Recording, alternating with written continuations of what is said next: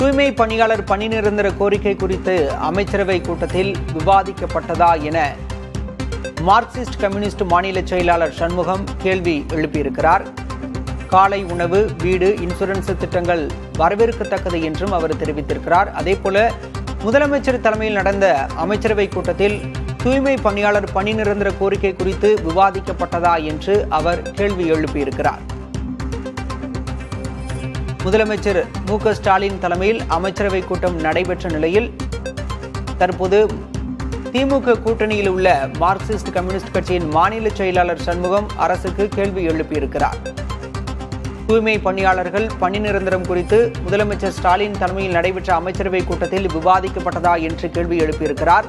நேற்று நள்ளிரவு தூய்மை பணியாளர்கள் போராட்ட களத்திலிருந்து காவல்துறையினரால் அப்புறப்படுத்தப்பட்டனர். இந்த நிலையில் இன்று காலை அமைச்சரவை கூட்டம் நடைபெற்றது.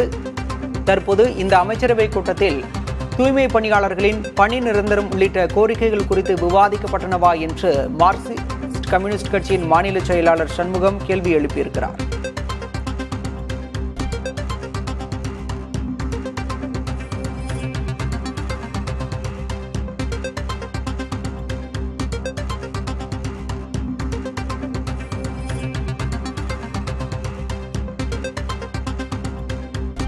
காலை உணவு, வீடு, இன்சூரன்ஸ் திட்டங்கள் வரவேற்கத்தக்கது என்றும் அதேபோல தூய்மை பணியாளர்களின் பணி நிரந்தரம் குறித்து அரசு முடிவெடுக்க வேண்டும் என மார்க்சிஸ்ட் கம்யூனிஸ்ட் கட்சியின் மாநில செயலாளர் சண்முகம் அரசுக்கு வலியுறுத்தியிருக்கிறார்.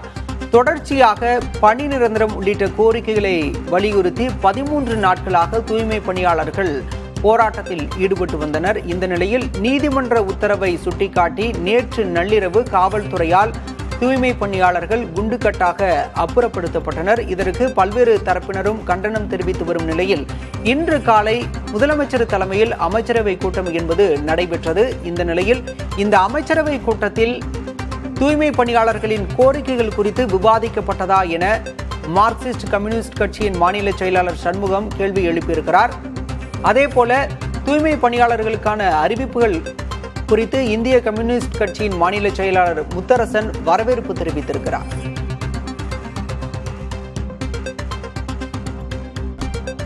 திமுக கூட்டணியில் இடம்பெற்றுள்ள கம்யூனிஸ்ட் கட்சிகளிடையே இருவேறு கருத்துகள் எழுந்திருக்கிறது.